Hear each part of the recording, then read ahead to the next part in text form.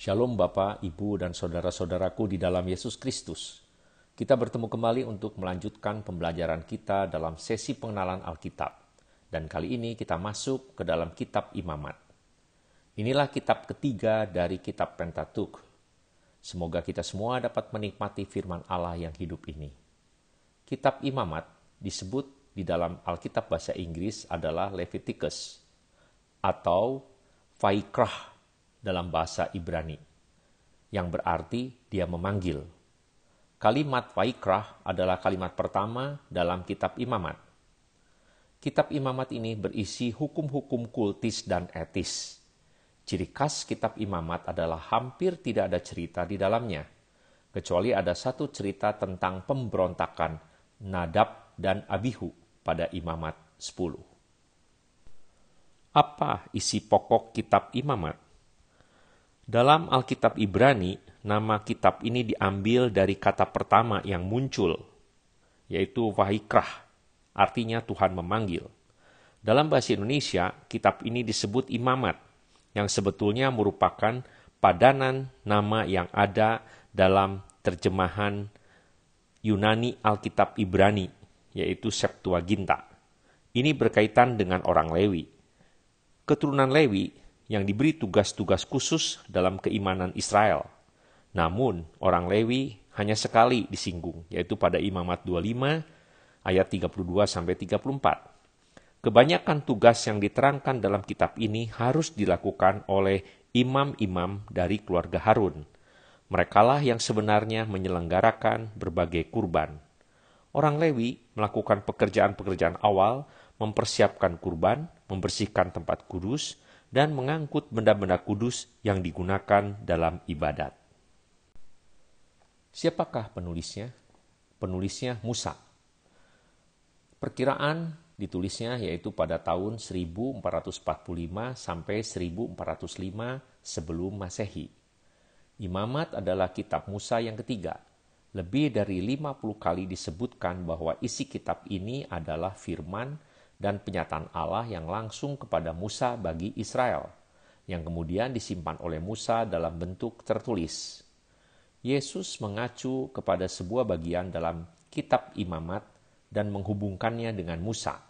Itu terdapat pada Markus 1 ayat 44. Rasul Paulus mengacu kepada satu bagian dalam kitab ini dengan mengatakan, sebab Musa menulis.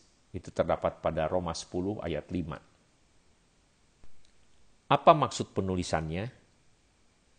Sebagian besar kitab ini bisa dianggap sebagai buku panduan pelaksanaan kurban dan upacara pembersihan atau pengudusan, juga upacara yang membedakan Israel sebagai umat Allah yang kudus.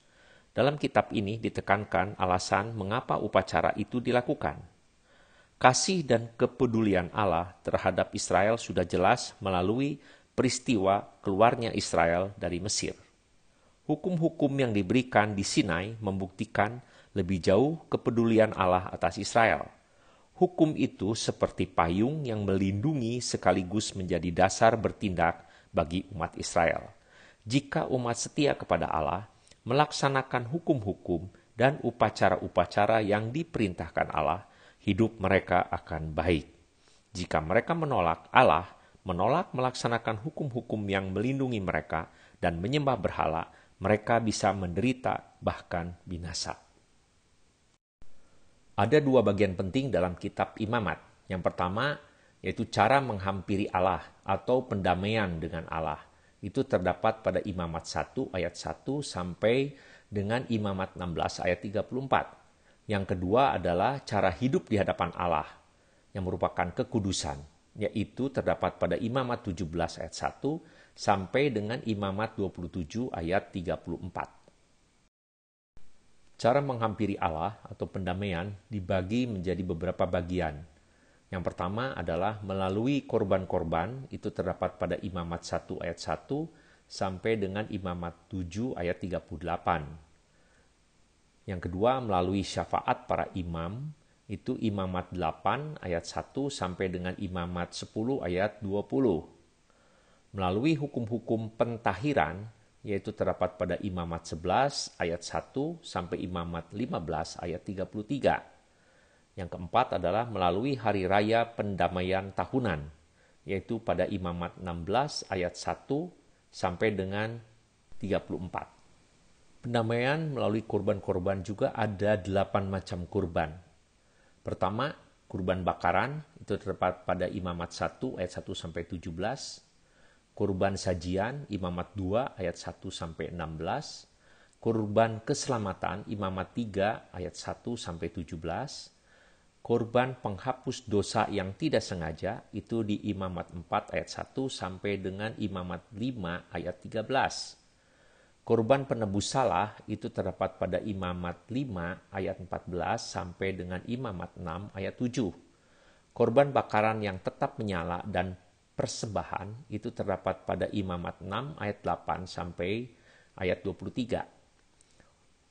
Hukum tentang korban dalam korban penghapus dosa, korban penebus salah, dan korban keselamatan terdapat pada Imamat 6 ayat 24 sampai dengan Imamat 7 ayat 27. Kemudian korban unjukan dan ringkasan tentang aneka korban itu terdapat pada Imamat 7 ayat 28 sampai dengan 38. Sekarang kita masuk ke bagian cara hidup di hadapan Allah, yaitu tentang kekudusan, juga dibagi dengan 4 bagian. Pertama, melalui penyataan tentang darah, itu di Imamat 17 ayat 1 sampai 16. Melalui standar moral, itu di Imamat 18 ayat 1 sampai dengan Imamat 22 ayat 33. Melalui ibadah penyembahan yang tetap, itu pada Imamat 23 ayat 1 sampai dengan Imamat 24 ayat 23. Melalui hukum-hukum pemulihan dan ketaatan dan penyerahan diri, itu terdapat pada Imamat 25 ayat 1 sampai dengan Imamat 27 ayat 34. Apa arti kitab Imamat bagi kita dewasa ini? Karena penekanan gandanya pada pendamaian darah dan kekudusan, kitab ini tetap ada sangkut pautnya dengan orang percaya di bawah perjanjian yang baru.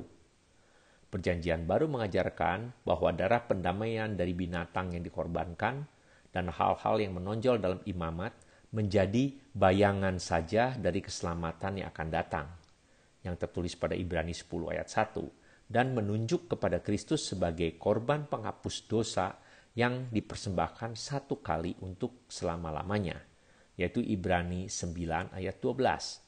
Perintah untuk hidup kudus dapat dicapai sepenuhnya melalui darah Kristus yang mahal di dalam diri seorang percaya perjanjian baru, dan yang terpanggil untuk kudus di dalam semua bidang hidupnya.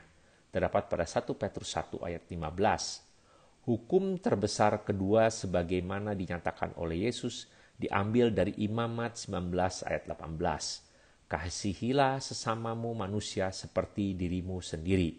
Itu seperti tertera pada Matius 22 ayat 39. Penerapan kitab Imamat. 1. Rencana Allah bagi suatu bangsa yang kudus. Peraturan-peraturan yang Allah berikan kepada bangsa Israel menunjukkan kepada kita sifat-sifat dan kehendak Allah dan memberikan patokan-patokan yang masih berlaku sampai saat ini. Seperti Allah harus ditaati pada Imamat 17 ayat 2. Hanya Allah yang boleh disembah dan dilayani. Kehidupan kekeluargaan yang harus dijaga. Orang miskin yang harus dibantu. Keadilan sangat penting dalam semua transaksi dagang. Hindari ilmu gaib dan sihir. Pemberian Allah harus disyukuri dan dirayakan. Tidak seorang pun boleh menumpuk kekayaan dengan merugikan orang lain. Arti korban dan penebusan. Imamat menjelaskan mengenai sarana-sarana yang diberikan Allah untuk memerangi dosa dan menolong kita untuk mengerti ajaran perjanjian baru tentang korban dan ganti korban. Pada Imamat 16 mengenai hari raya penghapusan dosa, menjelaskan pokok-pokok sebagai berikut. Allah itu kudus dan tidak kompromi terhadap dosa. Dosa memisahkan manusia dari Allah. Jika ingin bersekutu dengan Allah, dosa harus disingkirkan. Untuk itu darah harus tertumpah. Upah dosa adalah maut.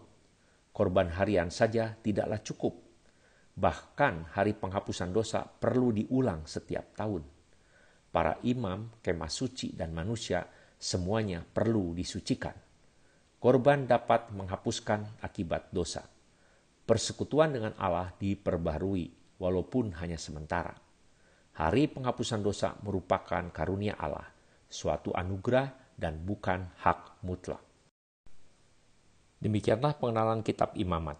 Semoga dengan penjelasan yang sudah kita dengar dan baca bersama, kita tidak lagi bingung atau bosan membaca kitab Imamat ini. Kiranya Roh Kudus selalu membimbing kita untuk tetap semangat dalam mengenal firman Allah yang hidup ini. Sampai jumpa pada sesi berikutnya. Amin.